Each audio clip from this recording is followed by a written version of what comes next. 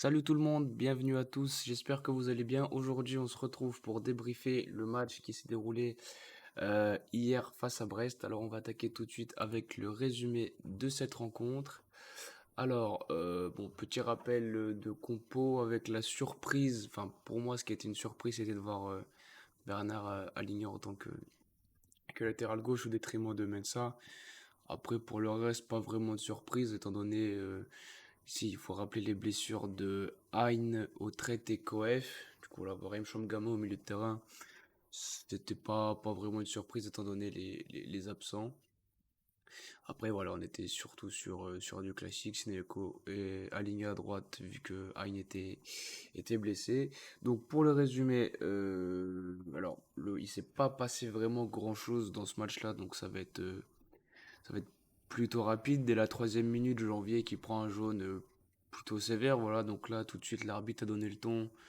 On a vu qu'on avait encore affaire à un cow-boy qui n'allait pas hésiter à dégainer que d'un sens, mais qui n'allait pas hésiter à dégainer, pardon, ses cartons. À la 23e minute, on a la première grosse occasion de Sneyoko qui, alors si je me trompe pas, oui, c'est un centre de Bernard qui trouve Sneyoko, il fait le contrôle parfait, il se retourne bien, il arme une frappe magnifique et malheureusement, ça vient heurter la transversale. Et 2 minutes après, Djouba le centre. Et voilà, Sinayoko refait une tête. Et là, malheureusement, là, toujours pas cadré. C'était vraiment la grosse occasion, gros moment de pression sur la cage de Bizot. D'ailleurs, à Bizot, à la 26e, il a une frappe de Dacosta, mais pas très compliqué à arrêter. C'est pareil, après une frappe de Le Doiron, mais qui n'a pas vraiment inquiété Costil. Et à la 40e, encore le Doiron là qui s'est fait un peu plus dangereux, qui élimine Janvier. Et avant d'armer sa frappe, ben, Janvier revient en rattrapant pas sa bourde parce qu'il se fait dribbler, mais du coup voilà, il vient rattraper son erreur et empêche une belle occasion brestoise. À la deuxième mi-temps, le tournant du match, voilà, l'expulsion honteuse de Janvier. On va m'expliquer comment cet arbitre peut mettre rouge là-dessus. Voilà, si on prend les deux actions cumulées, ça reste quand même largement très très sévère. Et un quart d'heure après, ouverture du score de Slimani, voilà, sur un corner. On n'est pas assez pris, il n'est pas assez pris au marquage, une fois de plus. Et Costil la touche, mais pas assez pour l'arrêter, même si alors, il est masqué, mais il doit largement faire mieux. Et puis alors, prendre un but de Slimani en plus, waouh. Assez compliqué à encaisser, sachant que le mec, je crois, si je dis pas de conneries, c'est son premier but de la saison. Le mec, en plus, sur le terrain, il a eu une attitude mais détestable. C'était pas le seul, hein, c'était pas le seul Brestois à avoir une attitude détestable sur le terrain. Après, il y a eu une petite friction à la 82e avec Honora. Je sais pas, il s'est senti pousser des couilles. Il est arrivé sur Perrin en voulant faire le nerveux, alors qu'il n'y avait pas forcément de raison d'être. En plus, je crois que Honora vient provoquer. Et je pense pas dire de conneries, mais il me semble qu'il prend pas de carton pour avoir fait ça. Et à la 84e minute, la VAR intervient pour un potentiel penalty sur un tirage de maillot sur Djouba dans la surface. Et effectivement, au ralenti, c'est flagrant, hein. Il aurait pu lui arracher le maillot, c'était pareil. Voilà, après les Brestois ont voulu foutre la merde. Voilà, Bizot qui a voulu faire sa grosse folle en voulant déstabiliser Nyang. Voilà, l'arbitre, il tient pas son match, hein, parce que là-dessus, simple, tu dois distribuer. Et là, ça aurait été bon de les distribuer les cartons. Alors, il en a mis quelques-uns, notamment bah, le gardien et je sais plus quel joueur. Mais voilà, s'il a pas tenu son match et c'est en partie à cause de lui, si après les Brestoises pouvaient se permettre un petit peu tout et n'importe quoi sur le terrain. Et du coup, penalty parfaitement tiré par Agnan, voilà, qui nous permet d'égaliser à 10 minutes de la fin. Donc là, on se dit que tout est possible. Et à la 90e minute, dernière action, une déviation de la tête de Dugimon suite à un dégagement de Costil. La Perrin qui prend la profondeur, qui s'en va un petit peu essayer de faire la solution à lui tout seul. Et malheureusement, tout est parfait sauf sa frappe qui manque cruellement de puissance. Ça me rappelle un peu la dernière, le match face à Lyon où on a vu une occasion à la toute fin. Et bon, là par contre, c'est le gardien qui avait sorti de parade. Là, la frappe était pas assez relevée. Donc voilà, pour finir, enfin pour résumer du moins, match nul. Énorme déception, pardon, les 3 points étaient obligatoires. Alors certes, on se fait carrer par l'arbitrage et en Ligue 1, va falloir vraiment vouloir faire quelque chose pour les arbitres parce que enfin, les arbitres de Ligue 1, si tant est qu'ils en aient le niveau, c'est à part faire les cow-boys, ça sert à rien faire d'autre. Je veux dire, il n'y a pas de pédagogie, il n'y a pas de dialogue, c'est tu parles, bim, je t'allume, tu me parles, bim, je t'allume, ouais, allez, nique ta race. Et enfin bref, donc oui, certes, on se fait carrer par l'arbitrage, mais dans le jeu, on est encore trop timide. Je veux dire, on ne s'était pas interdit d'ouvrir le score, de se mettre à l'abri avant l'exclusion, avant de concéder le score. Même si après l'exclusion, je conviens que c'était difficile de jouer un 1 de moins, ça, y a aucun problème. Mais on est encore trop timide dans le jeu. Alors oui, il manquait Hein, Autrette et Koef, mais on doit être plus tranchant devant. Bon, après, malheureusement, Sinayoko, voilà, c'est un manque. C'est de la malchance. Il tape le poteau, bon, on n'y peut rien. Mais devant, on doit être plus tranchant. Euh, et le but qu'on prend, si on est plus sérieux au marquage, on ne le prend pas. Et ça, vous pouvez regarder mes débriefs des matchs d'avant. Sur chaque match, on prend des buts qui sont largement évitables à chaque fois parce qu'on n'est pas assez sérieux sur le marquage. Et encore une fois, au lieu d'être on n'est pas dans l'action, on est dans la réaction. Donc on est en difficulté et dès qu'on est en difficulté, ça y est, on commence à se faire un peu violence. Et encore là, pour des joueurs qui venaient de subir 4 défaites d'affilée et qui se sont soi-disant dit les choses, au niveau du comportement, j'attendais quand même largement mieux, j'attendais plus d'engagement. Un petit peu déçu de ce qu'ils ont montré sur le terrain, surtout que voilà, en face c'était Brest, en les bousculant un peu, on aurait pu s'imposer. Mais voilà, il y a largement de quoi avoir des regrets. Il fallait impérativement les 3 points face à un adversaire qui est à notre portée quand même, sans vouloir être méchant pour les Brestois. Mais voilà, on sait que c'est possible qu'eux aussi jouent le maintien comme nous. À domicile, un stade plutôt bien rempli, hein. On n'était pas guichet fermé, mais voilà, on était 14 000 et quelques. Voilà, je trouve ça vraiment, vraiment dommage. Voilà, ce match reste une énorme déception. Donc maintenant, on va passer aux notes. Alors pour une fois, j'ai peut-être été un petit peu généreux sur les notes. On va commencer par Costil. Bon, pour moi, il fait un match décevant parce qu'il a un arrêt à faire du match, il le fait pas bien. Après, oui, on peut dire il est masqué, tout ça, machin et tout. Ok, mais quand tu le vois au ralenti, il a la main pas assez ferme et tu vois ça, t'as envie. Je vais être vulgaire, pardon, mais t'as clairement envie de te bouffer les couilles. Euh, ouais, ça, tu sais que t'as un de moins, tu fais une erreur comme ça. Moyen, moyen. Bernard, j'ai mis match moyen. Parce que bon, voilà, Bernard, c'est Bernard. On sait qu'il va pas taper une pointe à 30, à 40 km/h. Mais j'ai pas souvenir qu'il se soit fait. Enfin, qu'il ait été mis en difficulté sur son côté. Mais voilà, c'est un match moyen. Janvier Joubal, notre charnière retrouvée, ben, je trouve qu'ils ont fait un bon match.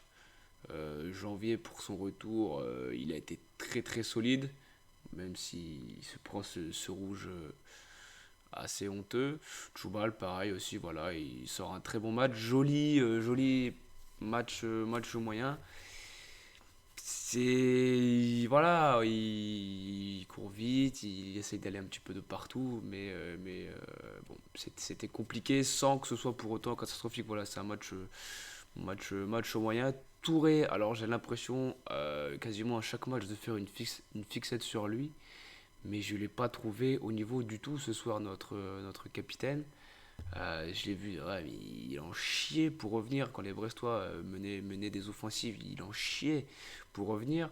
Je me pose sincèrement des questions sur Birama Touré. Est-ce qu'il ne faudrait pas le faire tourner, le faire souffler un petit peu? Parce que là, pour moi, j'ai l'impression qu'il a clairement la tête en dedans et que bah, c'est très compliqué. Et en plus, c'est ton capitaine, donc c'est celui qui mène un peu le navire. Donc capitaine et en dedans, ben, forcément, après, pour le reste de l'équipe, c'est pas le mieux, quoi.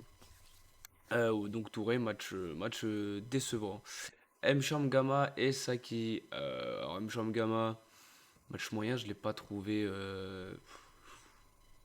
Je l'ai peut-être vu un petit peu plus que les fois d'avant. Bon, peut-être du fait parce qu'il est titulaire et qu'il a eu plus de temps de jeu. Mais pour moi, pareil, niveau Ligue 1, ça reste insuffisant. Donc il va falloir vite s'adapter aussi son niveau de jeu et proposer autre chose parce que pour l'instant, c'est insuffisant. C'est pas catastrophique, mais c'est insuffisant. Saki, match moyen. Après, c'est peut-être un petit peu sévère parce que lui, c'est pareil, il est venu faire les efforts, il est venu défendre. Après, c'est vrai il était, on le sentait vachement tendu le garçon parce que vu l'arbitrage, j'ai eu peur qu'il finisse pas le match, je vous le dis honnêtement, parce que à râler comme, et je le comprends totalement. Moi, à sa place, j'aurais fait pareil. Mais voilà, match moyen, il a été, voilà, match moyen. J'ai rien d'autre à dire de plus. Sinayoko et Dacosta, les deux ailiers, je les ai trouvés très bons, très percutants. Pour moi, c'est un bon match. Alors, Dacosta, il lui manquait peut-être plus de tranchant devant le but. Sinayoko, bon, malheureusement, il tape la barre. Mais je trouve que les deux ont fait un bon match. Nyang, j'ai mis bon match, mais j'aurais pu mettre match moyen. J'ai mis bon match parce qu'il met quand même le penalty. Et vu dans les circonstances dans lesquelles il a dû le tirer, on peut dire ce qu'on veut. Voilà, il faut quand même en avoir dans le froc pour pas perdre son sang-froid et réussir à tromper le gardien jusqu'au bout. Après, c'est vrai que ben, voilà, on sent encore que c'est un petit peu compliqué. Ça va mieux, j'espère que ce but va le on espère que ce but va le lancer pour sa saison et on attend de voir la suite. Salut Nash59, tu supportes la GIA? Oui, exactement. Je suis supporter de la GIA. Donc maintenant on va passer au remplaçant alors qui est rentré suite à l'exclusion de janvier, il a remplacé Mcham Gama, donc voilà, il fallait derrière que Furlan se réajuste tactiquement. Il a fait un match moyen, mais ouais, j'ai envie de dire moyen plus, parce qu'il a fait quelques interventions où il avait l'air d'être plutôt solide. Après, je pense pas que c'est l'assurance tout risque non plus. Je vous avoue que le prochain match, c'est Clermont. Janvier qui revient de blessure et qui est revenu en forme, il se prend en rouge. Et je pense pas que voilà, la commission va être gentille avec nous et je pense qu'il sera quand même suspendu. Ensuite, Nage 59. Où est passé le grand Agia du Gras? Ah oui, bah alors là, comme dirait Aznavour, tu nous parles d'un temps que les moins de 20 ans ne peuvent pas connaître. Il est loin. T'as connu l'Agia de. Ouais, alors. De l'époque, ça dépend. Si tu parles de l'époque Giroud, oui, et encore, c'est des vagues souvenirs parce que j'ai que 24 ans, du coup, c'est des souvenirs assez lointains, pardon. J'ai pas forcément une bonne mémoire, mais oui, oui, c'est très loin tout ça, malheureusement. On espère que on perd pas espoir pour que voilà, ça refasse surface un jour, mais là, pour l'instant, c'est compliqué. Donc j'en étais à Perrin. Perrin qui a fait un bon match, malheureusement. Enfin, match moyen. L'époque fa 80. Oui, bah voilà. L'époque fa 90, début 2000, je suis né en 98. Donc, alors oui, j'ai vu des images d'archives, tout ça. Bah, notamment, j'en ai vu aussi sur le reportage de Giroud qui est sorti sur Amazon Prime. Mais ouais, sinon, non, ça remonte quand même, c'est assez lointain pour moi. Nage qui nous dit que c'était l'un des meilleurs clubs formateurs. Oui, oui, carrément.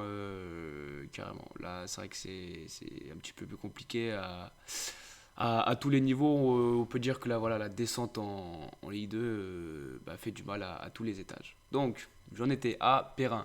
Donc oui, match moyen, parce que j'aurais mis bon match si à la fin, il avait un peu plus de puissance mais pour sa frappe et tromper Bizot, malheureusement, ça n'a pas été le cas. Ouais, il a fait du Perrin, il est rentré, il a essayé d'apporter ce qu'il a pu. Bon, ça a été insuffisant, mais voilà, c'est pas non plus décevant. Donc c'est pour ça que j'ai mis match moyen. Dujimon et Raveloson, bon, les pauvres, ils n'ont pas joué beaucoup de temps, donc j'ai mis match moyen. Enfin, plutôt un match neutre parce que ça n'a pas été. Voilà, ils n'ont pas eu beaucoup le temps de s'exprimer. Oui, Nash, oui, oui, c'est sûr qu'on a encore un bout centre de formation. On a quelques joueurs. Bah, le plus marquant récemment, c'est Aller. Alors, Aller, ça reste une petite parenthèse de seconde. Aller, pour moi, c'est un mystère parce que à l'époque où il était chez nous, voilà, il y avait, oui, effectivement, il y avait un petit potentiel, mais j'aurais jamais pensé qu'il aurait pu arriver à un tel niveau. Et après, ouais, il a fait ses preuves en Belgique, aux Pays-Bas. En Angleterre, c'était un petit peu plus compliqué. Et là, voilà, à l'Ajax, il a fait une bonne saison et malheureusement, voilà, il a chopé une tumeur. Donc, on espère qu'il va se rétablir plutôt bien. Salut Darkov, comment tu vas? Donc voilà, voilà, c'était un petit aparté sur la formation. Au niveau du classement, alors j'ai pas eu le temps de l'inclure sur ce stream. Alors on est 14e. C'est pas la folie, mais voilà, c'est pas urgence non plus. Auxerre peut se maintenir, je pense. Oui, je pense aussi. Après, pour se maintenir, il va clairement falloir élever son niveau de jeu. Moi, je nous trouve encore trop tendre sur le terrain. Je veux qu'on soit plus tueur. Alors, je veux pas qu'on brise les jambes de chaque joueur qui sont en face de nous, c'est pas ce que je veux dire. Mais il faut qu'on soit. Faut mettre le bleu de chauffe et voilà, faut redoubler d'efforts. Tu vas au stade parfois. Oui, oui, oui, je suis abonné. Je fais aussi partie des ultras. Je suis là à tous les matchs. Je fais pas les déplacements, mais tous les matchs à domicile, j'y suis. Et oui, Darkov, moi, ça va plutôt bien. Enfin, comme un lundi, quoi, un lendemain de match nul. Donc voilà, on est 14e. On a. Alors attendez que je me trompe pas de colonne. On a 8 points. Donc voilà, derrière nous, il y a Angers, Nantes, Reims, Brest, Strasbourg, Ajaccio. Bon, c'est pas perdu, mais. Parce que le premier relégable, c'est Reims qui est à un petit point de nous. J'espère que ce match-là, du fait qu'on ait fait match nul, ça a stoppé entre guillemets l'hémorragie de 4 défaites. Mais là, Clermont, c'est pareil pour moi, Clermont, c'est victoire impérative. Donc là, en plus, malheureusement, eh ben, on va se déplacer à l'extérieur. Donc ça, c'est déjà un petit peu plus compliqué. Nash, ce qui est dangereux, c'est les 4 descentes cette année. Oui, oui, oui, oui, je suis complètement d'accord avec toi. Ça va être beaucoup plus compliqué que les autres, que les saisons d'avant. Donc Clermont, alors on va tout de suite basculer sur l'avant-match face à Clermont, voilà, avec la compo que moi je mettrai en place. Voilà, je tiens à le préciser, c'est pas voilà, c'est pas ce que parce que je sais que Furlan ne fera pas ça du tout, mais voilà, moi c'est ce que j'aimerais voir sur ce match. Donc Costil dans les buts. Voilà, ça pour moi, voilà, y a pas de débat. Mensah Joly sur les côtés. Le retour de Coef dans l'axe avec Djoubal, parce que je trouve que ça a marché plutôt bien. Coef avait fait plutôt un bon intérim pendant la blessure de janvier. Je mettrai Raveloson en 6 à la place de Touré, histoire qu'il puisse souffler un peu. Puis comme ça, voilà, je donne le brassard à Djoubal. Et voilà. Alors ensuite, dans le cœur du jeu, je mettrai Saki et Hein. Alors, Hein, j'hésite, parce que sur l'aile droite ou dans le cœur du jeu. Mais j'ai envie de voir du jeu. Je sais que Saki, Hein au milieu de terrain, c'est des garçons qui sont très très bons balle au pied, qui ont des grosses qualités. Hein est plus percutant et plus vif. Et voilà, c'est vrai et Sinayoko sur ce match-là, bah, notamment face à Brest, il a prouvé qu'il pouvait user la défense, qui pesait dessus et qui voilà, il se crée des occasions. D'Acosta, voilà, pour moi je pense que voilà, pour moi D'Acosta doit être titulaire et Nyang, voilà, pour le lancer sur Nash59 qui nous dit t'as pas connu les victoires à Londres face au... Ah oui, non, bah non, non, bah, je les connais, oui, mais je les ai pas vus, quoi, je les ai pas vécus, j'étais trop jeune, donc oui, Nyang, je le mettrais pour continuer sur sa lancée. Ouais, il a mis un but, j'espère que ça va le booster et lui faire le plein de confiance. Le match face à Clermont, il me semble que c'est dimanche et il me semble que c'est encore l'horaire, il me semble que c'est encore 15h. Voilà. Et c'est vrai que là, du coup, j'aimerais bien voir Camara. Pourquoi pas lui donner sa chance finalement, parce qu'il empile les buts avec la GIA, voilà, la baie de la GIA, donc ce serait. Pourquoi pas, voilà, j'aimerais bien le voir. Et j'ai oublié. Ah oui, sur le banc, j'ai oublié de mettre Perrin, effectivement. Euh, alors moi, je mettrais quand même Perrin sur le banc. Parce qu'on voit que quand il rentre à l'heure de jeu, soit pour remplacer un Dacosta ou un Sinayoko, il est très utile, voilà, et on connaît ses qualités. Tu as été au match au CRM, oui, et ouais, ouais, j'y suis allé, j'y étais. J'y étais. Donc voilà, après, comment dire, Nash tout à l'heure qui nous parlait que Auxerre est une équipe qui peut se maintenir. Oui, on en a les qualités. Après, c'est compliqué parce que, encore une fois, face à Brest, dans le contenu, on n'a pas vu grand-chose. On a vu du mieux, mais le mieux qu'on a vu, c'est insuffisant pour la Ligue 1. Du moins pour le moment. Après, Furlan a dit que son équipe voilà, serait vraiment en pleine possession de ses moyens. Et ben j'oubliais.